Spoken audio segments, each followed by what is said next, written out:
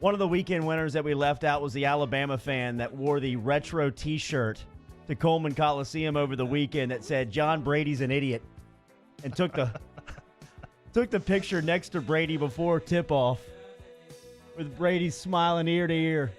Our guy, Coach Brady from the LSU Sports Radio Network. What a picture. Not too good of an outing for LSU as they fall on the road again from at Coleman Coliseum, but tomorrow night a huge one in the Maravich Center with Kentucky in town taking on the Tigers. And here to wrap up the weekend, give us a little preview, is our guy, Coach John Brady. How are you, man? I'm doing well. You know, I forgot all about that T-shirt, and I think Mark Godfrey and I got into a little riff when they played us over here, and I said something, and so when I go over there, I think 400 or 500 students had Brady's an idiot T-shirts on, and I do remember. It refreshed my memory because I walked up in the stands and sat with them and asked them, why y'all do that, man?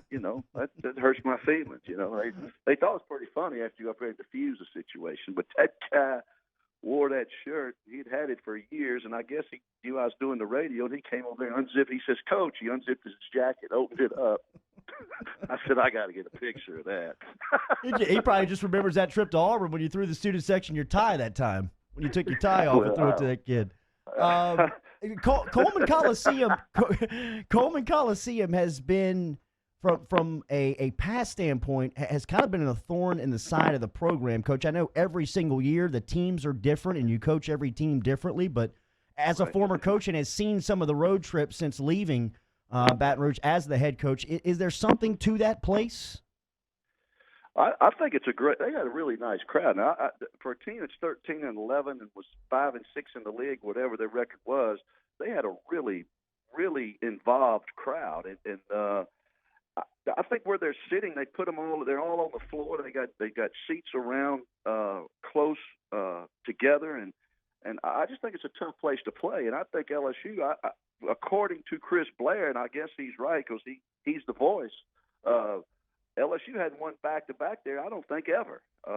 So it's a tough spot in there. And plus, Alabama, over the years, you got to give them credit, too. They've had some pretty good coaches there. They've had some really, really good players if you trace the history of that program. So I think it's a combination of all that. But like LSU, when the fans are there, Assembly Center is a tough place to play as well. So I think they have a good spot. We have a good spot. And as you alluded to, Jordy, we're going to need it tomorrow night, certainly against Kentucky. But the difference in the Kentucky team, they're not going to shoot 40 threes. They can't make a three.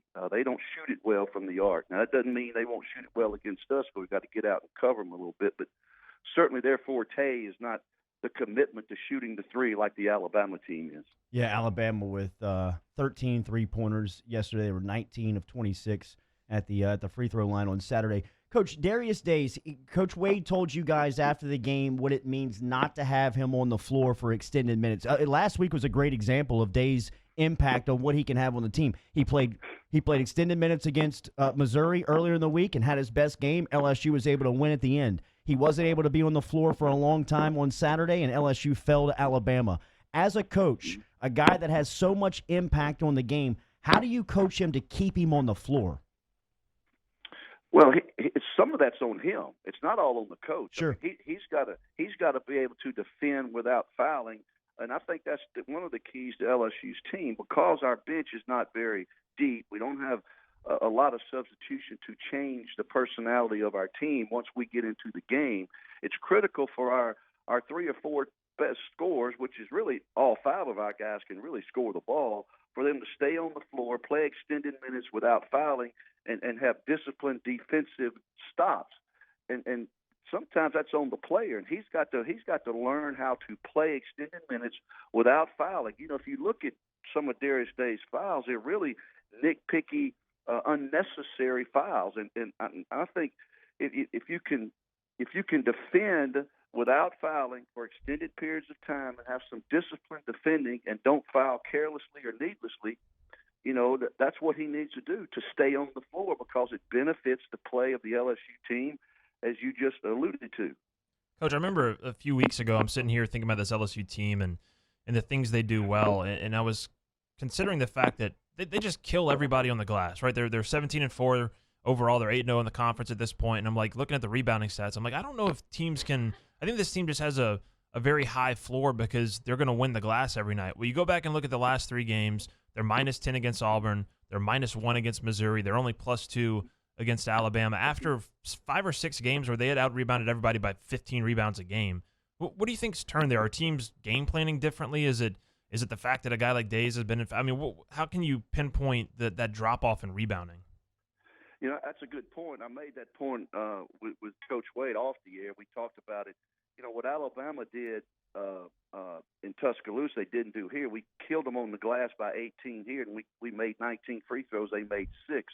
Well, they flipped that stat on us in Tuscaloosa. They were able to rebound with us evenly, and then they made more free throws than we did, which in addition to making the threes they made, really flipped that game and gave them the win. So I don't know the answer to that. I'm not at practice every single day, but the rebounding stat for LSU, it's got to go in our favor, it seems, based on the last 3 games when people have rebounded with us even. And I think what people are doing, and I've always said this, one of the things to negate some of the LSU scoring is to keep them off the offensive glass. And I think people are really making a concerted effort now to limit LSU to 1 shot, keep them off the offensive board, and make us get some easy baskets somewhere else. And if you take us off the free throw line, which is really important to our ability to score the ball, and then you limit us to 1 shot, we've got to create some baskets somewhere else. But let me go one step farther with that. You know, it's not like we're not scoring points. You know, even though Alabama flipped it on us, we've given up 99 on the road, 91 on the road, and 88 on the road. Now, you know, I don't think Kentucky is that type of team that can put up those type of numbers because they haven't done it to this point. They scored 67 or 66 at home against Ole Miss the other day. So I don't think they're the type of team. The only thing that steps up that pops in my brain is the 99 we gave up to Vanderbilt. Yep. But it's hard to outscore people every single game. And if we hold people to 75, between 75 and 80, usually we stumble around and score 75 or 80 points every game, even when we were out rebounded or even on the board or got outshot from the free throw line the other day. We still managed to create some baskets and score points. So I think where we need to be probably is defensively, try to take 10 points away and not try to score 85 to 90 to beat people every game, because sometimes offensively that's a tough way to go.